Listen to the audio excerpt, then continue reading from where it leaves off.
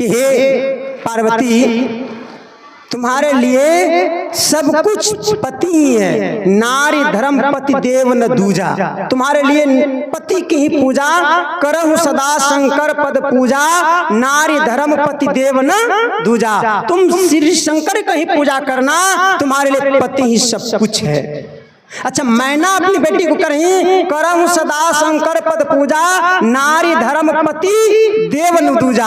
आज पति लोग भी ऐसे ही होते हैं। अरे तुम्हारे लिए तो केवल पति ही सब कुछ है, पति छोड़ के और कहीं जाने की जरूरत नहीं है, दीक्षा की जरूरत नहीं है, सत्संग करने की भी जरूरत नहीं है। पर पति को भी तो होना चाहिए, कि पतित का भी होना चाहिए, पति को भी शंकर के तरह होना चाहिए, तभी ना। मैना करिए करहु सदा शंकर पद पूजा, नारी धर्म पति देव न दूजा। नारी का धर्म एक ही, पति के अलावा और किसी को नहीं भजना। क्या मैना ज्यादा बुद्धिमती थी और सुनैना क्या मंदमती थी? सुनैना करिए सास ससुर गुरु सेवा करहूं, और मैना करिए कि तुम्हारे लिए पति ही सब कुछ है। क्यों? कभी आपने इसको गंभीरता से देखा? आप सभी को पता है कि हमारी बेटी जहां जा रही है वहां कौन है? मैना को पता है कि हमारी बेटी जहां जा रही है वो शंकर बिना बाप माय का है क्या? उसके घर में सास ससुर है क्या?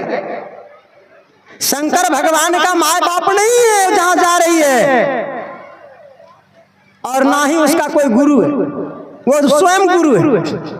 तो माँ करिए कि तुम्हारे लिए माता पिता गुरु सब कुछ तुम्हारे पति है, समर्थवान है, तुमको और कोई चीज की जरूरत नहीं है, सब कुछ तुम्हारे घर में ही है। पर मैना अपनी बेटी को तो समझा दी, पर सुनैना जान रही है कि हमारी बेटी जहां जा रही है वहां एक सास नहीं, कितने सास है?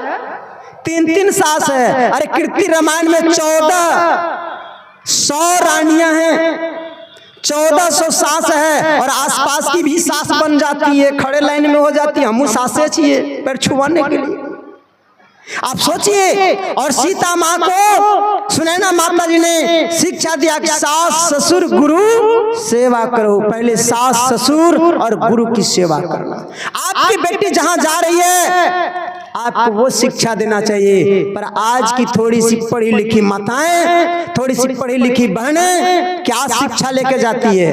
बेटी जइहा ससुर के दरबार कि भैया के शान रखी है। नहीं, लेकिन पहले क्या था? बेटी जइहा ससुर के दरबार कि बाबा के पाग रखी है।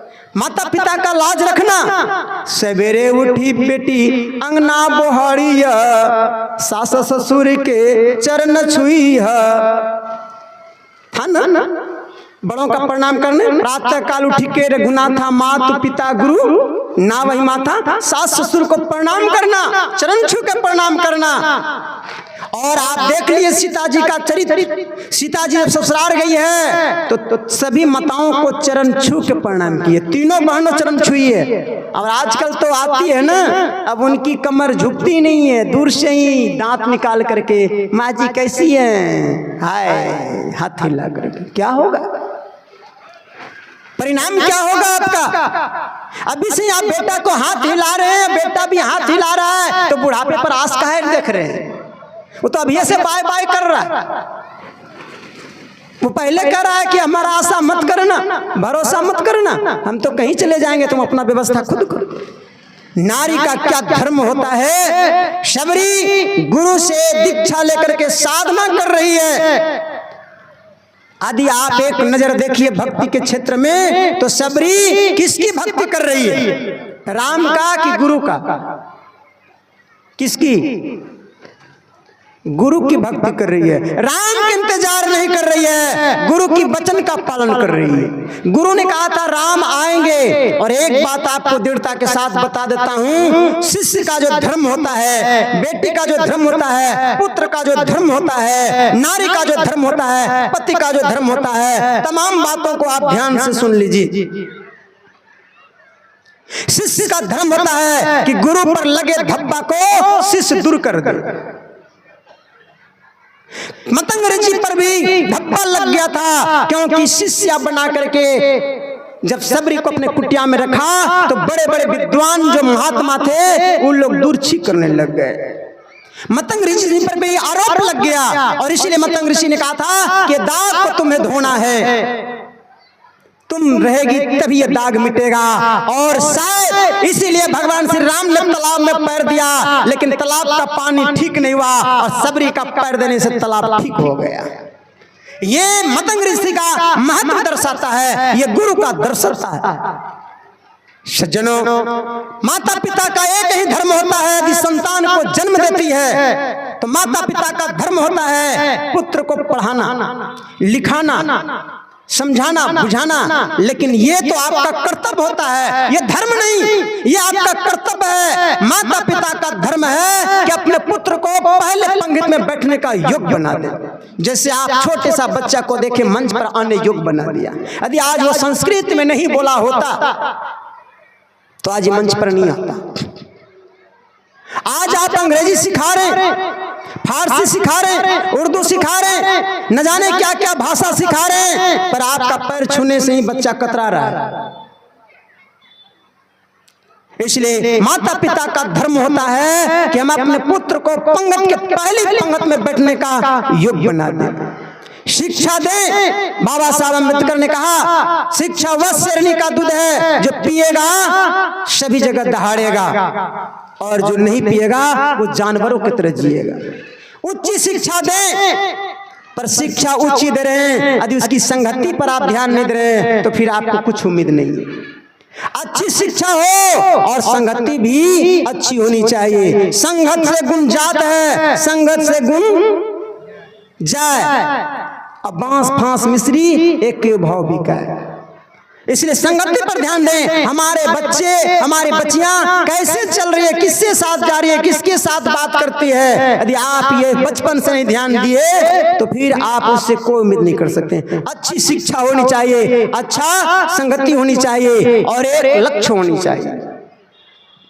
अच्छी शिक्षा दिए, अच्छी संगति दिए, और यदि आपने अपने धर्म का संस्कार नहीं दिया तो बच्चा या तो जाके क्रिश्चियन बन जाएगा या तो फिर इस्लाम धर्म को कबूल करेगा। गाय खाएगा, शुगर खाएगा, गाय भैंस सब खाएगा, शराब पिएगा और इंग्लिश में दहाड़ेगा। क्या उससे लाभ मिलेगा आपको?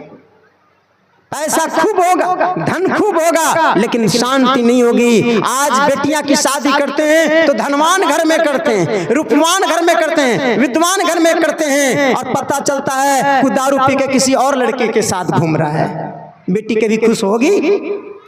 सोच लो, करने से पहले ध्यान से देख लो। तो ये माता पिता का धर्म होता है कि हम अपना संस्कार, अपना धर्म से अपने पुत्र को अवगत करा दें। और पुत्र का क्या धर्म होता है? माता पिता तो अपना धर्म नहीं निभा पाए तो क्या पुत्र भी अपना धर्म न निभावे? पुत्र का धर्म होता है कि अपने पितर को तृप्त करे, त्राण करे। जो पुत्र अपने पितर को त्राण नहीं कर सका, अपने माता पिता का ऋण नहीं उतार सका, वो मूत के बराबर है, क्योंकि मूत और पूत का एक ही दुआ है। ऐसा करे कर्म कि अपने माता पिता का भी नाम रोशन कर दे, अपने माता पिता का भी पूजने योग्य बना दे। हमारे बाबा भोलेनाथ जी ने रामचरितमानस में दर्शाया, आपने पाठ के आगे पढ़ेंगे आप, सो कुल धन, माता पिता की बात छोड़िए, वो पूरे कुल पूजने योग्य हो जाए। सो कुल धन उमा सुनु जगत पूज पुण्य, वह कुल पूजने योग्य हो जाता है जिसमें भक्त पुरुष का जन्म होता है। अब भक्त पुरुष को जन्म देने के लिए माता को कैसी होनी चाहिए? अच्छे पुत्र के लिए अच्छी बीज की जरूरत पड़ती है, अच्छा खेत की जरूरत पड़ता है। अब ये पेट को कब्रिस्तान कब्र बना कर रखे हैं तो उसमें देवता आएगा कि भूत आएगा? कब्र में क्या होता है, कब्रिस्तान में क्या होता है, शमशान में क्या होता है? भूत होता है कि देवता होता है? तो पेट को कब्रिस्तान कब्र बना के रखे हैं। एक कब्र, एक लाश को जहां गाड़ा जाता है, एक मुर्दा को जहां गाड़ा जाता है उसको कब्र कहते हैं। जहां अनेक मुर्दा को गाड़ा जाता है उसको कब्रिस्तान कहते हैं। जरा आप बताइए, आपका पेट को कब्र कहूं या कब्रिस्तान कहूं जहां एक नहीं अनेक मुर्दा को दफना दिया गया है?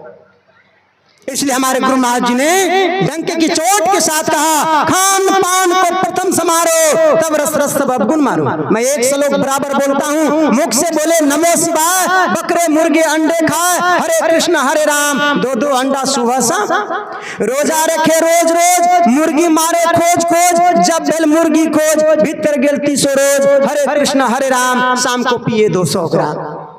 यही भक्त, इसी से आप भक्त पुरुष को जन्म देंगे। अपने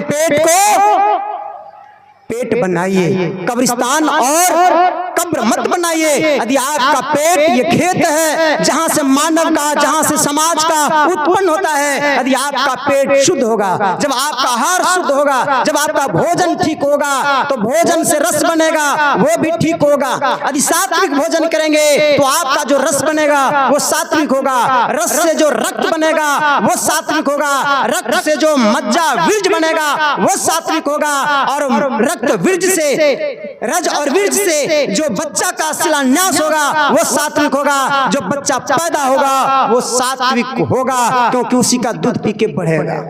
पर आज माताएं दूध भी पिलाना नहीं चाहती, क्योंकि अपने कमजोर हो जाएगी, रूप चला जाएगा, तो बोतल का दूध पिलाती है। और बोतलानंद से क्या उम्मीद करते हैं? वो गाय का दूध है कि भैंस का दूध है कि भेड़ का दूध है कि ऊंट का दूध है कि गधी का दूध है। पाकिस्तान चले जाइए, गधा का दूध ही वहां चलता है। राजस्थान चले जाइए, ऊंट का दूध मिलेगा, बकरी का दूध मिलेगा। अब ये ऊंट गधा बकरी का दूध पी करके मानव कैसे होगा? अरे माँ का ममता माँ के छाती से मिलता है। जब बच्चा छाती से चिपक करके दूध पीता है तो माँ का संस्कार होता है। अब जैसी माँ होगी बच्चा वैसा होगा। आप लोग उदाहरण देते हैं रावण का, हिरण्यकश्यप का। रावण ब्राह्मण कुल में था, फिर वो राक्षस कैसे हो गया? क्योंकि उसकी माँ कैसी राक्षसी थी। हिरण्यकश्यप का माँ, हिरण्यकश्यप की पत्नी का नाम कयाधु राक्षसी नहीं है, नाग कन्या, देव कन्या है। और उसके गर्भ में जो बच्चा था नारायण का जप करती थी, तो उसके गर्भ से ही बच्चा नारायण का जप करते हुए निकला। तो भक्त प्रहलाद अपने पिता का भी उद्धार कर दिया, वैसे पापी पिता का भी उद्धार कर दिया, जिसके लिए स्वयं नारायण ने नरसिंह का अवतार धारण किया। और किसी भी देवी देवता के प्रार्थना से, लक्ष्मी की भी प्रार्थना से शांत जब नहीं हुए तो भक्त प्रहलाद ने शांत किया, और ये कह करके कि मैं पिता के लिए जीवित नहीं करूंगा। पर वही भक्त ने भगवान से कहा, यदि आप मुझ पर प्रसन्न हैं, मुझे कुछ देना चाहते हैं, तो मेरे पिता ने आपको चुन चुन करके गालियां दिया है, यदि आप कर सकते हैं तो मेरे पिता को आप माफ कर दें, उद्धार कर दें। भगवान ने कहा, भगत तुम क्या बोल रहे हो? अरे जिस कुल में तुम्हारे ऐसे भक्त पुरुष का जन्म होता है, उसके पिता का क्या, उसका तो कई कुल तर जाता है। ये पुत्र का कर्तव्य होता है। सज्जनों, भक्ति के क्षेत्र में 4 बज गया, और 4 के बाद आगे बढ़ना कचार होता है। हमारे जगह 4 रामायण में बात भी आई है। अब ये 4 बात बड़ा झंझट करता है। अब रामायण में आया है करिए राम पद पंकज नेहा, दूसरे जगह आया हरि भजन की बात, तीसरे जगह आया है गुरु भजन की बात। अब किसका भजन करेंगे आगे आप सुनेंगे। पर भगवान श्री राम के बारे में मैं बता रहा था कि करिए राम पद पंकज नेहा। ये पद पंकज क्यों कहा? पद माने चरण, पंकज का मतलब होता है कमल, अर्थात जो राम कमल के समान है। कमल का जन्म होता है कीचड़ में, रहता है पानी में। विशेषता क्या है कि कमल पर कीचड़ और पानी नहीं होता है। ठीक उसी तरह से ये राम जी संसार में अवतार लिए हैं, माया का खेल करते हैं, पर इन पर माया और संसार नहीं होता। इनके इशारे से माया नाचती है और खेल करती है। अंतिम श्लोक में पुष्टि होता है, मसक करही बिरंची प्रभु अजहि मसकते ही अस विचारि तजि संशय राम ही भजहि प्रवीण।